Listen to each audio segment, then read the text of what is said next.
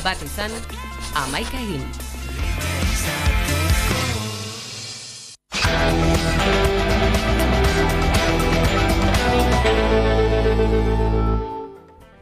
Herri bat batu zuen gizakatarekin hasi izena, bi herri batu dituen argikate bihurtu da milaka herritarrek parte hartu dute Euskal Herriaren eta Kataluniaren burujabetzaren aldeko mobilizazioan eta gure eskuk eta Kataluniako eragileek elkarlanean segitzeko asmoa azaldu dute hala herritarrek herrien borondate demokratikoa errespetatzeko eskatu dute Pirinioetan larunbatean. 300 tontor baino gehiago argiztatu dituzte 430 kilometrotik gorako argilerroa burujabetzaren aldeko aldarrikapena zabaltzeko. Euskal Herritarrei dagokienez, 54 mendi argiztatu dituzte Ilunabarrean, Euskal Herrikoak eta erdialdeko Pirinioetakoak.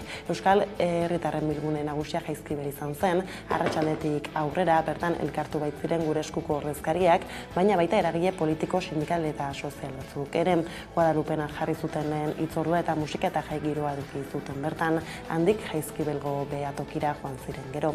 Pirinioetako bidea ekimena magikoa izan dela adierazi dute gaur gure eskuko bozeramaile Amadur Alvarezek eta Josu Etxaburuk Donostian egindako prentsaurrekoan etorkizunera begirare jarri dira eta burujabetzaren alde aktibatzera dei egin diete Euskal Herritarrei esan dutenez, bidea urratzeko ez da nahikoa ekintza handi bat, eguneroko jarduna da gailurrera eramango gaituena.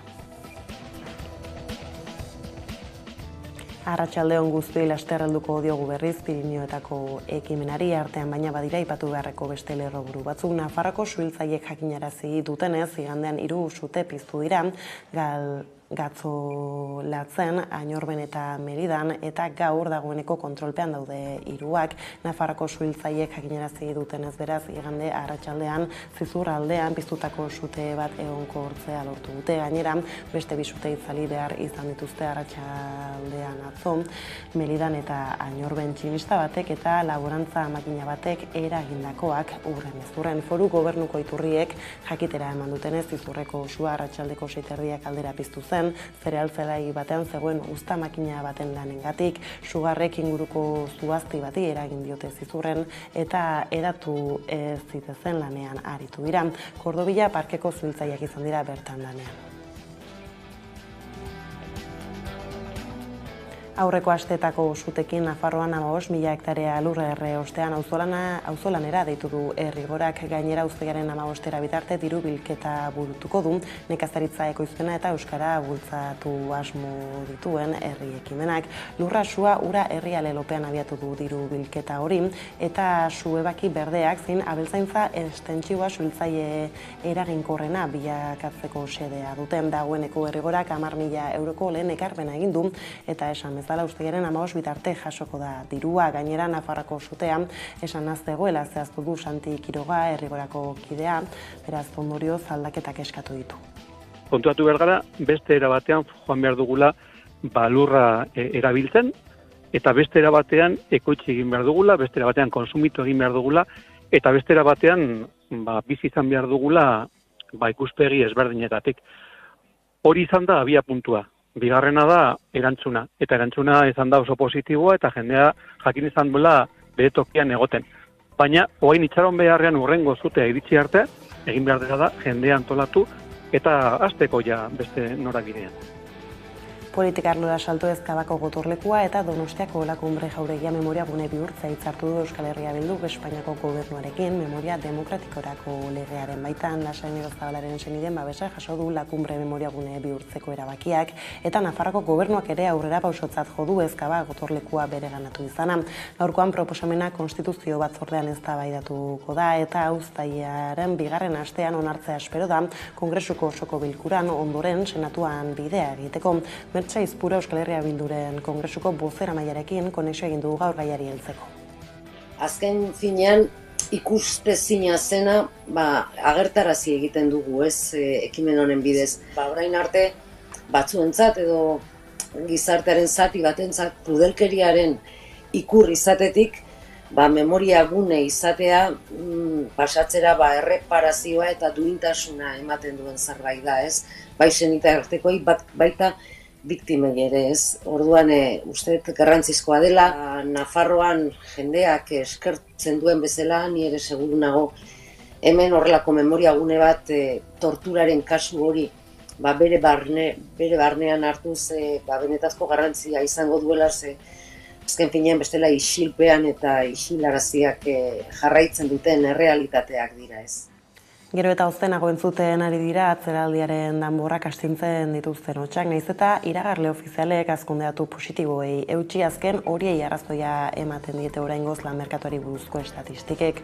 Horrela Espainiako enplegu erakundak jakinarazi duenez, ekainean 140.991 langabe zeuden Hego Euskal Herriko enplegu publikoetan, maiatzan baino 2.423 gutxiago eta iazko ekainean baino 15.634 gutxiago gora egin du berriz lanean daudenen kopuruak. Hori diote behintzat gizarte segurantzaren afiliazio datuek. Horien arabera batez beste maiatzean baino 1.357 lagun gehiagok kotizatu dute ekainean. Igoera ez da oso handia, kontuan hartuta ekaina hilabete ona izan ohi dela afiliazioarentzat, baina azken 20 urtotako bostetan datu okerragoak eman ditu. Euskal Autonomia Erkidegoko egoeraz aritu da Alfonso Gurpegi enplegu sailburu ordea. Departamentutik ez ditugu eskutatzen une honetan ekonomian dauden itzalak.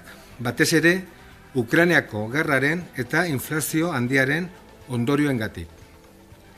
Baina ekaineko datuek adierazten digute, hala eta guztiz ere, Espainiako eta Euskadiko gobernuok hartzen ditugun neurriak konfiantzazko arrazoi bat direla enprese kontratatzen jarrai dezaten.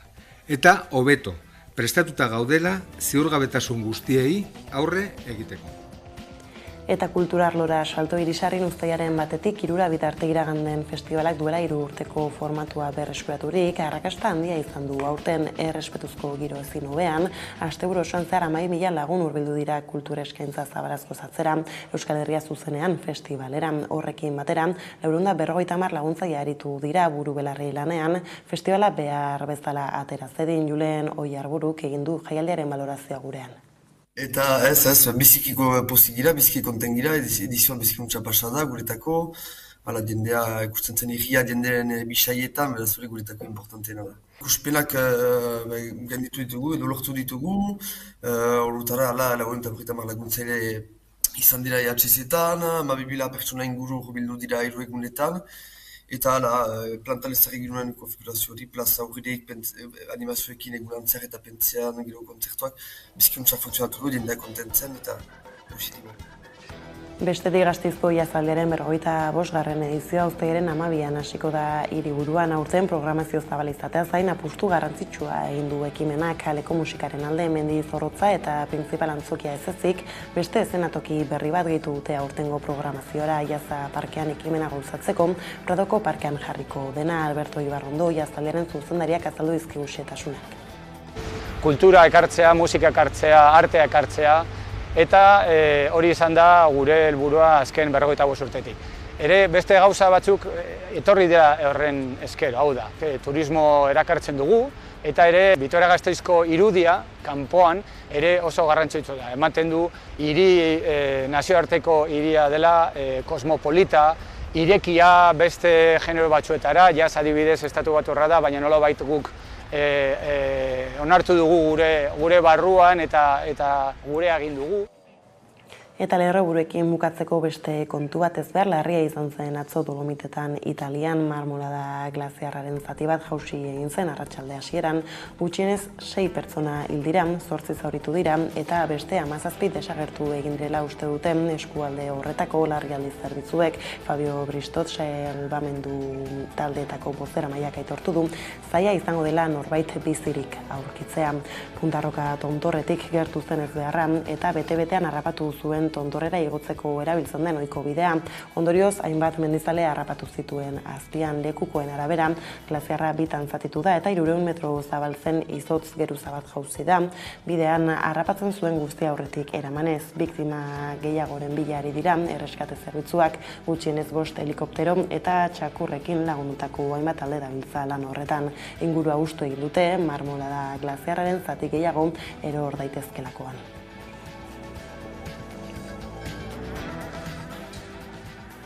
Lerroburuak horrela heldu diezaiogun eguneko argazkiari herrien borondate demokratikoa errespetatzeko eskatu dute Pirinioetan asteburu honetan.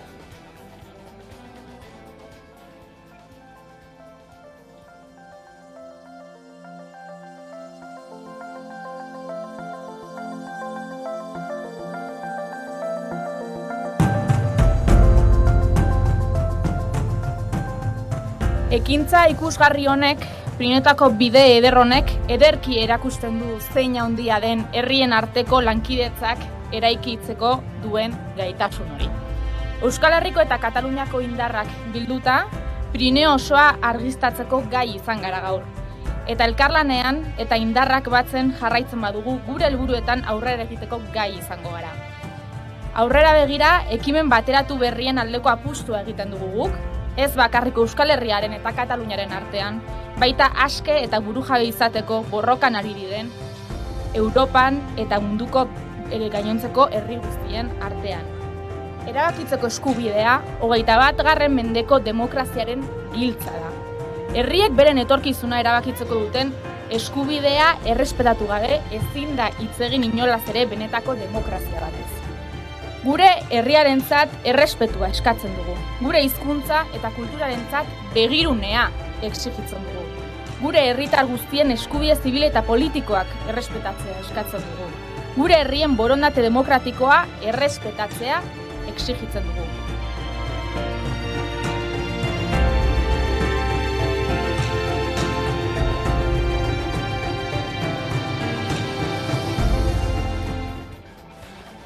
Ostera aipatu dugu lerruetan, ere Nafarroan 15.000 hektarea lurrerre ostean auzolana deitu du Herrigorak uztailaren 15 bitarte, diru bilketa burutuko du nekazaritza ekoizpena eta euskara bultzatu asmo dituen herri ekimenak.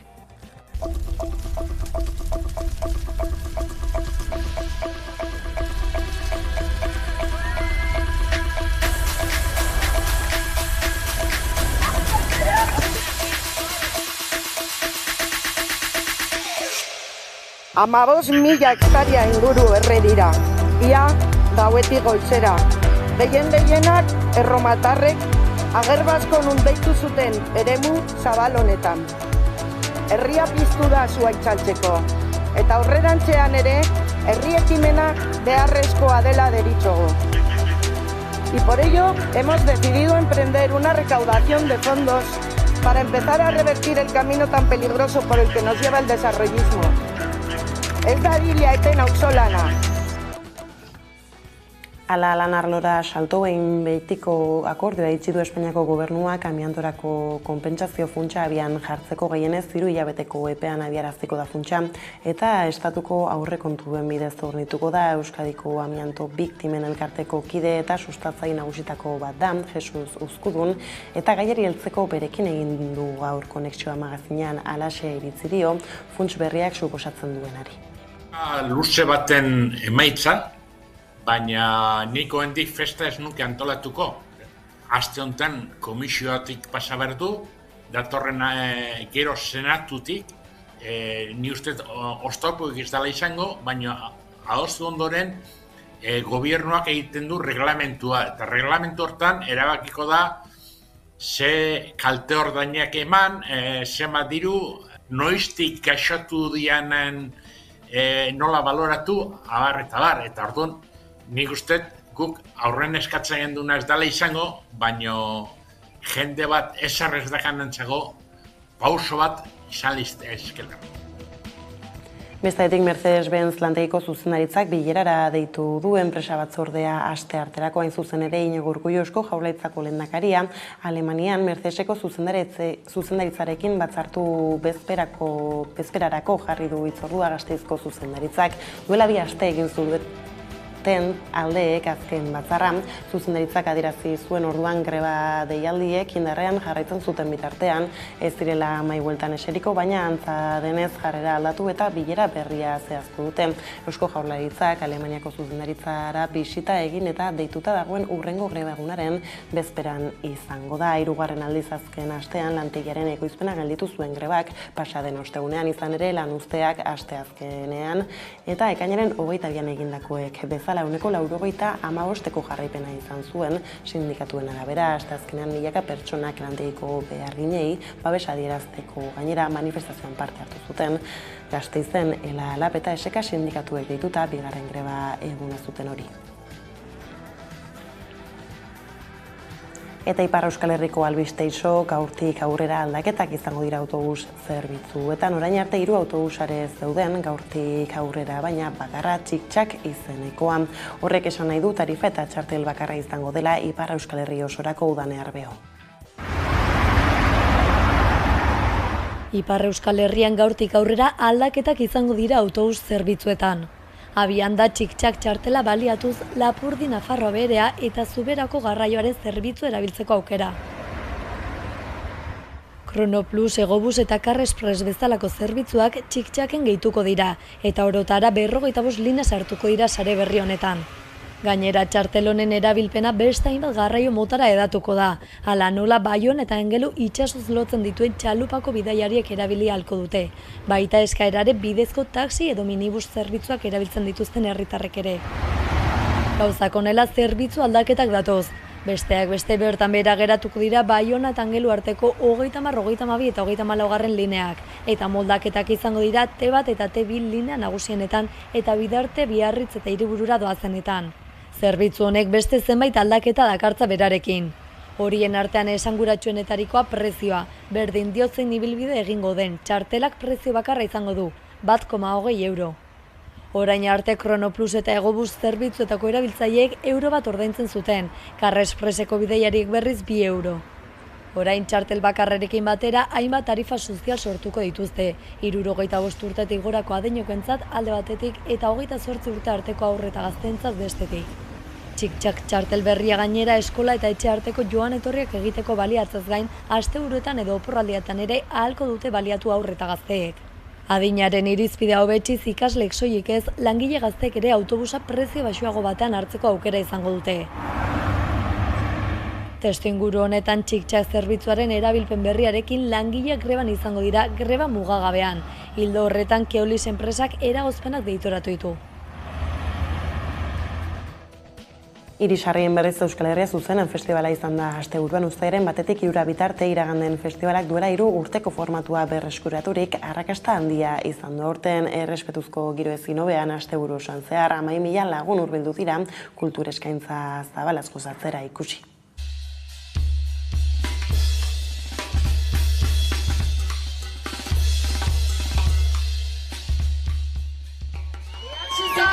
Hiru eguneko bidai bat da.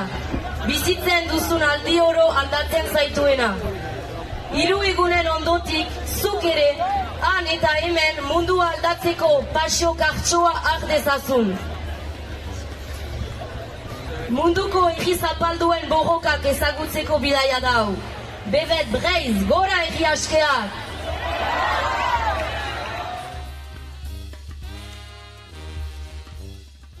Letra kaskarrak, mila zaparra, gainditut ditut marrak, zeba naiz makarra, beti bezala parrapada, jada badakizu Bilbo dala toki bakarra.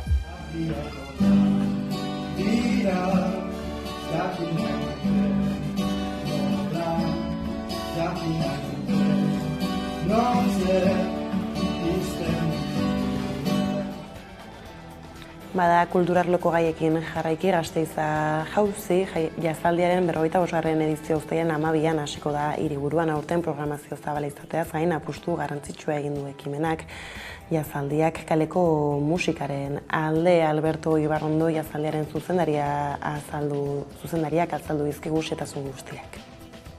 Gasteizko jazaldiaren 45. edizioa uztailaren 12an hasiko da. 6 egunez hiriburua jazez jantziko da jarduera desberdinen bitartez. Aurten programazio zabala izateaz gain, apustu garrantzitsua egin du jazaldiak kaleko musikaren alde. Mendizorrotza eta Printzipal antzokia ez ezik beste eszenatoki berri bat gehitu dute aurtengo programaziora. Pradoko parkean egingo den jaza parkean ekimena. Alberto Ibarrondo jazaldiaren zuzendariak programazioaren xehetasunak azaldu ditu. Aurtengo programazioa nahiko zabala da, baina horrela bizkatxo bat hobeto azaltzeko 2-3 zatitan banetu dezakugu. Alde batetik dakagu hori den bezala Mendizorrotza, eta hanukiko dugu talde garrantzitsuena. Beste zutabea izango litzateke Printzipal antzokia. Hasiko gara Euskal Herriko Harrobiarekin, ikasleen jazz orkestarekin. Ere baditugu beti bezala Printzipal antzokia nahiko proposamen vanguardistak edo berriak ditugu.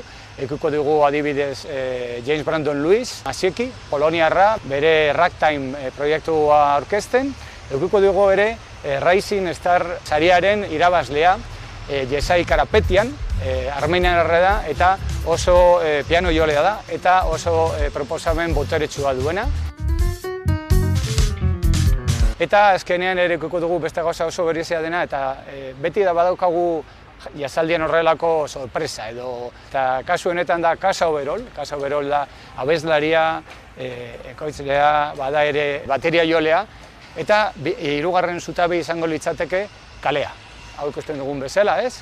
Gasteizko jazaldiak aurkezten duen proposamena berriro jasa kalera eramatea da. Eta ere ikuko dugu beste proposamen bat oso interesgarri dena eta da jasa parkean. Kultura ekartzea, musika ekartzea, artea ekartzea eta hori izan da gure helburua azken 45 urtetik. Ere beste gauza batzuk etorri dira horren esker, hau da, turismo erakartzen dugu, Vitoria-Gasteizko irudia, kanpoan, ere oso garrantzitsua da. Ematen du hiri nazioarteko hiria dela, kosmopolita, irekia beste genero batzuetara, jaz adibidez Estatu Batuarra da, baina nolabait guk onartu dugu gure barruan eta gure egin dugu. Hiriari nolabait atraktibo gai aukitzea, ez bakarrik turismoak egiteko, baina ere hemen bizitzera etortzeko eta bereziki gure bizilagunen bizia aberatsagoa egiteko. Kultura eta jasa sustatzea dira helburu esanguratsuenak. Horrez gain, Gasteizera hainbat onura ekartzen ditu jazaldiak, hala nola turismoa eta nazioartean hiri ezaguna bilakatzea. Bonbon Beltz antzerki taldeko Dominika Arrekalde eta Josune Gorostegi aktoreek harriminak antzezlana sortu zuten oinatik, euretik sortuak egitasmoaren barnean. Beraiekin izan ginen prozesu hartan horren ondik norakoen berri izateko. Beraz, gogora ekar dezagun elkarrizketa jarraian, gero aipaturiko lanaren emaitza ikusteko.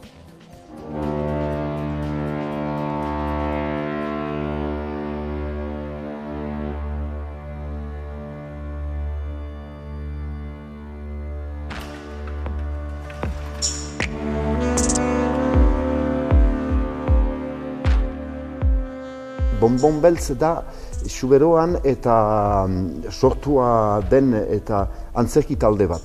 Ni naiz Josune Gorostegi, hemen aktore lana iten, sortzaile, idazle, eta? Eta ni Dominika Arrekalde Irratzabal, Titika izengoitikoarekin hori ere. Harriminak du izena, izenburu. Gu guaintxe prozesuaren erdian gaude. Badakagu zati bateina, baina guaindik ez dakigu bukaera eta hori guaindik hor dago. Bai baditugu hildo batzuk nundik jo eta zerikusia dauka zuloarekin. Harriaren zuloa, herriaren zuloa eta gure zuloak. Beti erakusten da oso irudi idilikoa gauzetaz, batez ere enkarguak dienean eta olako gauzetan. Nahi izan dugu begiratu Oñatin, ze Oñatiko herriari buruz egin behar dugu sorkuntza. Saiatu bilatzen zer dago horren azpin, irudi idiliko horren azpian.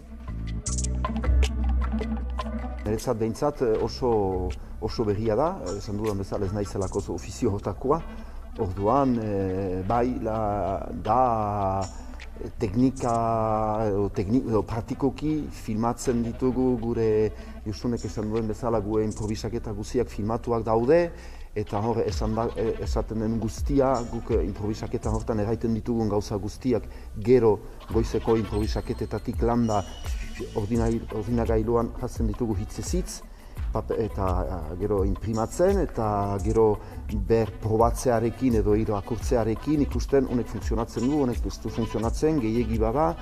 Hori oso lan metodikoa da Amankai Gaztainagak pixka bat proposatu digun lan egiteko modea, eta egia da gure salsa-malsa hori, sopa hori, hori da, hortikan gauzak oso argi gero ateratzen direla, eta teknika radikal bat da nunbait, eta niretzat behintzat oso lagungarria dena, argitzen duena pila bat.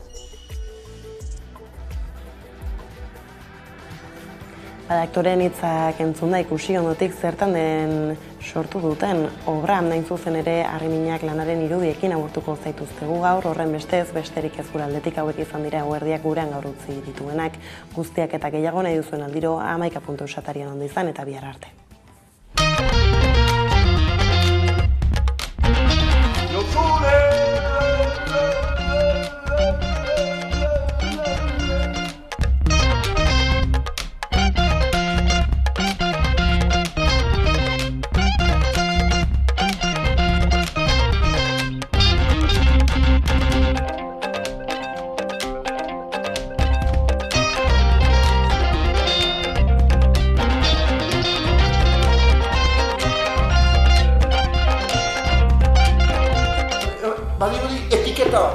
Etiketa bat, bi etiketa. Horietan bat berdela aukeratu, bizkatian pegatu, eta horren arabera bizi.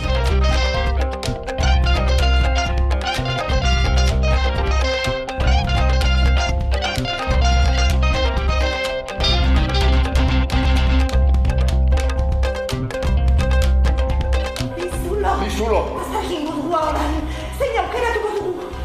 Bata edo bestia! Bai, bata edo bestia, eskerrik asko, baina zein!